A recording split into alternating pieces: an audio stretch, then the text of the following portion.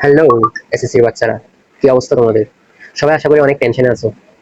তোমাদের আর কয়েকটা মাস পর হচ্ছে জীবনের সবচেয়ে বড় পাবলিক পরীক্ষা অংশগ্রহণ করতে যাওয়া, এবং তোমাদের জীবনে প্রথমবারের মতো তোমরা পাবলিক পরীক্ষা অংশগ্রহণ করবে। এখন টেনশনের একটা কারণ হচ্ছে তোমাদের সিলেবাস। তোমাদের প্রায় 80% মতো স্টুডেন্টের সিলেবাস শেষ হয়নি। কিভাবে তোমরা এই সিলেবাসটা শেষ করবা সেটা নিয়ে অনেক টেনশনে আছো। টেনশনের পর টেনশন করতেছো, কিন্তু সিলেবাস শেষ করার কোনো কিছুই করতে পারতেছো না, যে কেমনে শেষ করবো, কেমনে রুটিন সাজাবো, কোনটার পর কোনটা শেষ করবো, কেমনে রিভিশন দেবো, কখন এক্সাম দেবো। এই টেনশন নিয়ে সারাদিন দিন পার করতেছো, কিন্তু তোমাদের টেনশনের কারণ নেই। আজকে তোমাদের আমি একটা ডিটেলস রুটিন শেয়ার করবো এবং কিছু গাইডলাইন দেবো। তোমরা ওই গাইডলাইন ফলো করে আর রুটিন ফলো করে খুব ভালোভাবে সিলেবাসটা একবার শেষও করতে পারবে, রিভিশনও দিতে পারবে এবং এক্সামও দেওয়ারও পর্যাপ্ত সময় পাবে।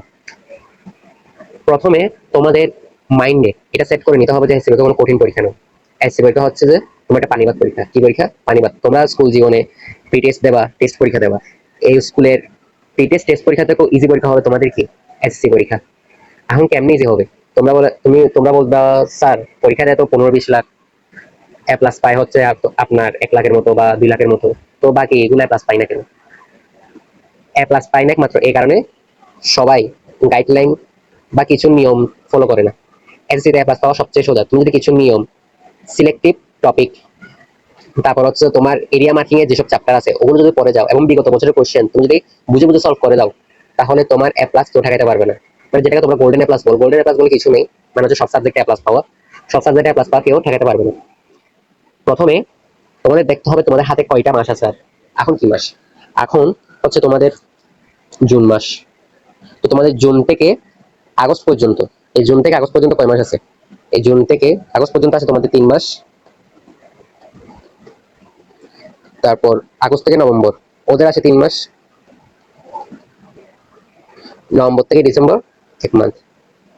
তোমাদের ফুল টাইমটাকে এই 3টা পার্টে ভাগ করবা। প্রথম পার্টে কি করবা? প্রথম পার্টে তোমার যা সিলেবাস এখন বাকি আছে সব কি বেসিক সহকারে শেষ করবা। এখানে বেসিক সহকারে মানে একদম আগাটু গোড়া সব শেষ করবা যা বাকি আছে তোমাদের।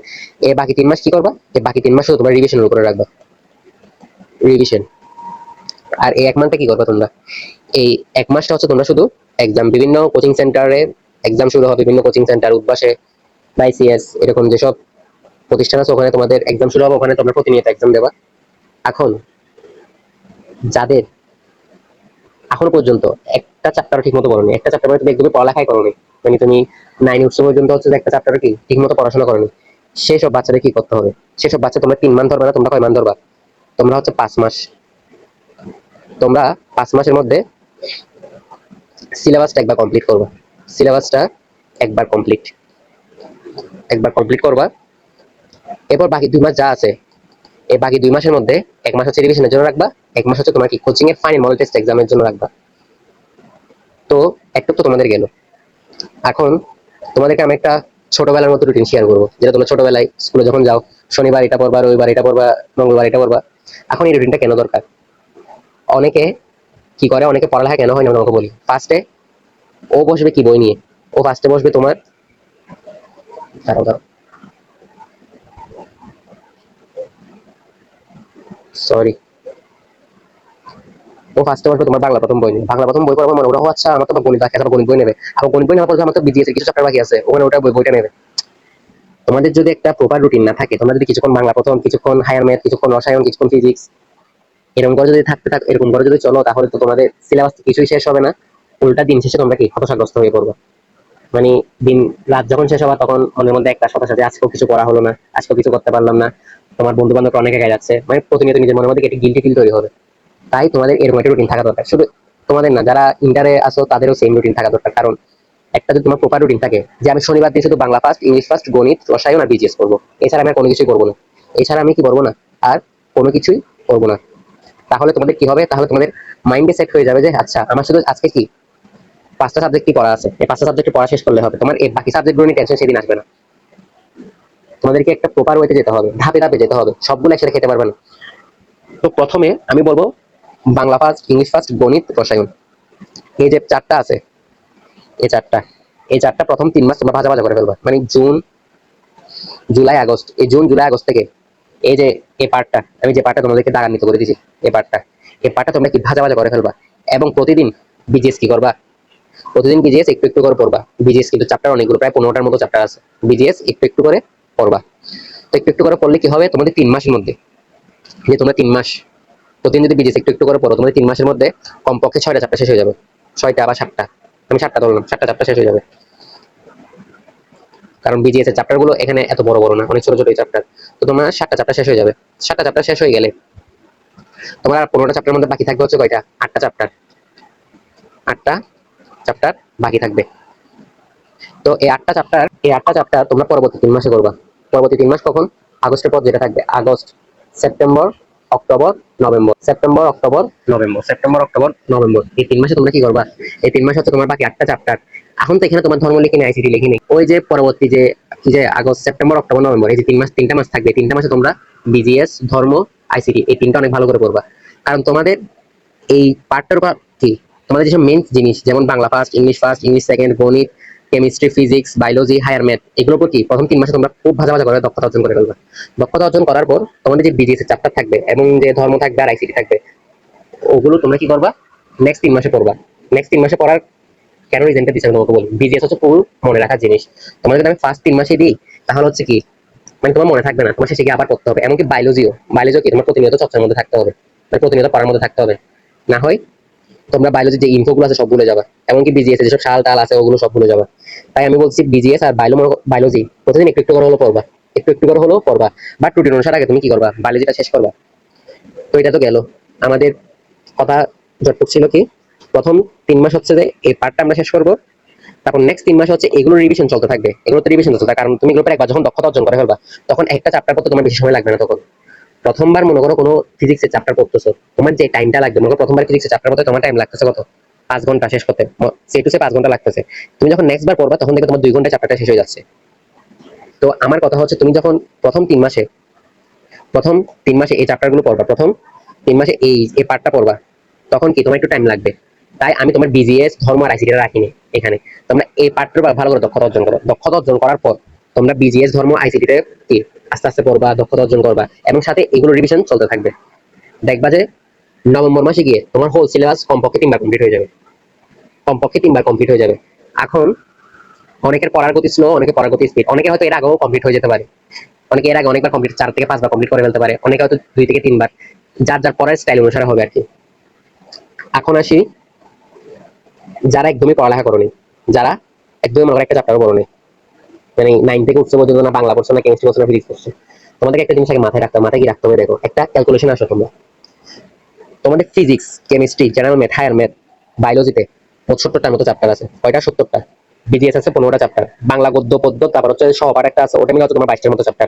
আইসিটিতে মনে হয় 5 থেকে 6টা চ্যাপ্টার। আর ধর্মতে হচ্ছে যে ইসলাম ধর্মে যেমন হচ্ছে তোমার 5টা চ্যাপ্টার, হিন্দু ধর্ম আবার 11টা, তার বৌদ্ধ ধর্ম 11টা, আবার খ্রিস্টান ধর্ম হচ্ছে তোমার 15টা।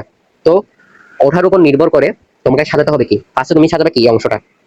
এই অংশটার মধ্যে তোমার মোট চ্যাপ্টার কয়টা আছে, তোমার মোট অধ্যায় আছে কয়টা, 160টা। তোমার হাতে কি, 1 মাস সময় আমরা কি জানি, 1 মাস সমান আমরা জানি হচ্ছে 4 সপ্তাহ। 1 মাস সমান আমরা কি জানি, 4 সপ্তাহ। তো 1 মাস সমান আমরা 4 সপ্তাহ জানি। তো আমাদের 3 মাস টাইম থাকে, তাহলে 12 সপ্তাহ আমি টাইম পাবো প্রত্যেক সপ্তাহে। তাহলে কি 160টা চ্যাপ্টার যদি আমি ভাগ করি, প্রত্যেক সপ্তাহে 9টা করে চ্যাপ্টার পড়বে, যেটা হচ্ছে ফুললি ইম্পসিবল। এটা তোমার পক্ষে শেষ করা পসিবল না। তাই আমাদের কি করতে হবে, একটু রিয়েলিস্টিক চিন্তা ভাবনা করতে হবে। রিয়েলিস্টিক কি, তোমরা যদি প্রতি সপ্তাহে 6টা থেকে 5টা করে চ্যাপ্টার শেষ করো, কি 6টা থেকে 5টা করে চ্যাপ্টার, তাহলে তোমার এই যে 160টা চ্যাপ্টার আছে, এই যেখানে তুমি 160টা চ্যাপ্টার আছে কি কি মিলে, physics, chemistry, general math, higher math, biology, BGS, Bangla, physics, chemistry, general math, higher math, biology, BGS, Bangla, এই সবগুলো মিলে তোমার যে 160টা চ্যাপ্টার আছে, 160টা চ্যাপ্টার কি হবে তোমার 17 সপ্তাহে কি হয়ে যাবে, শেষ হয়ে যাবে। এই 17 সপ্তাহে কি হবে, শেষ হবে। তো 17 সপ্তাহে শেষ হলে মানে কি 17 অথবা 20, 21 সপ্তাহ, তাহলে কি তোমার 4 থেকে 5 মাস লাগবে। 4 থেকে 5 মাস লাগবে। তো 4 থেকে 5 মাস তোমার শেষ হলো। তো বাকি 1 মাস, বাকি 1 মাস তুমি হচ্ছে উড়াধুরা কি, উড়াধুরা রিভিশন দেবা। উড়াধুরা রিভিশন কিরকম, এই যে তোমার আইসিটি বাদ গেছে, আইসিটি আর হচ্ছে ধর্ম, ওগুলো কি তোমার রিডিং না দিয়ে, রিডিং না দিয়ে গাইড থেকে, গাইড থেকে এমসিকিউ, তারপর হচ্ছে শর্ট কোশ্চেন, আর হচ্ছে তোমার সৃজনশীলগুলো পড়ে ফেলবে। তাতে তোমার কি হবে, তাতে তোমার এই চ্যাপ্টারটার উপর কি একটা ধারণা চলে আসবে, যে চ্যাপ্টারে কি কি আছে, কি কি নাই, সব একটা কি একটা ক্লিয়ার কাট তোমার ধারণা চলে আসবে। ওকে। তো এটা কাদের জন্য, যারা 9 থেকে উঠার পর এখনো পর্যন্ত মনে করো একটা চ্যাপ্টার শেষ করো নি, এটাই তোমাদের লাস্ট সুযোগ। এভাবে তুমি যদি ফলো করো, মনে করো 9 থেকে তুমি একটু পড়া করো নি, এভাবে যদি তুমি ফলো করো, তোমার গোল্ডেন এ প্লাস নিশ্চিত। এটা আমি বলতেছি, আমি তোমার গ্যারান্টি দিয়ে বলতেছি। যদি তুমি আমার কথা মতো ফলো করো, আমি তোমার গ্যারান্টি দিয়ে বলতেছি কি তুমি গোল্ডেন এ প্লাস পাবে। যদি না উপরওয়ালা কোনো ধরনের কি উপরওয়ালা কোনো ধরনের অ্যাক্সিডেন্ট না করে। কারণ হচ্ছে গোল্ডেন এ প্লাস পাওয়ার জন্য তুমি তো পরিশ্রম করবা, সাথে কি একটা ভাগ্য লাগে, মানে তোমার উপরওয়ালাও দিতে হয়। অনেক সময় দেখবে যে অনেকে ভালো করে পড়াশোনা করছে, শেষ টাইমে গিয়ে এমন কিছু ঘটনা ঘটলো যে সে মানুষটার এ প্লাস পেলো না, কিন্তু সেই স্টুডেন্টটা কি এ প্লাস পাওয়ার মতো অনেক যোগ্য, কিন্তু শেষ মুহূর্তে গিয়ে কি পেলো না, সে এ প্লাস কেন পেলো না? হয়তো তার ভাগ্যে ছিল না, হয়তো তার কোনো ফল ছিল শেষ সময়ে।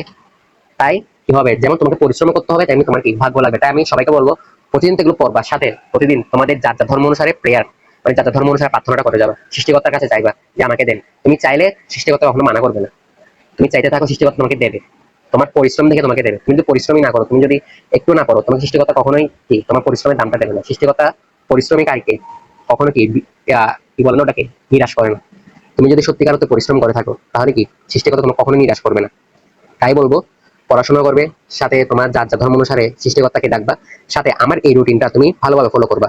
আর শেষ মুহূর্তে গিয়ে তোমাদের যেটা আছে, যে আমি আইসিটি ধর্মটাকে কেন শেষ মুহূর্তে রাখছি, কারণ আইসিটি ধর্ম তোমার হচ্ছে যে এমন কোন স্টুডেন্ট নাই যে একেবারে এতই গাধা যে আইসিটি তো ফেল করবে, ধর্ম তো ফেল করবে। আইসিটি ধর্ম তো ফেল করার মতো স্টুডেন্ট যদি করে তাহলে এটা খুবই নগণ্য। কারণ আইসিটি তুমি যদি পরেও না যাও, আমরা যে মোবাইল চালাই, এই মোবাইল চালাতে জানলেই মনে হয় আইসিটি তুমি 25টার মধ্যে কমপক্ষে 18টার মতো পাবো, কমপক্ষে 18টার মতো পারবা।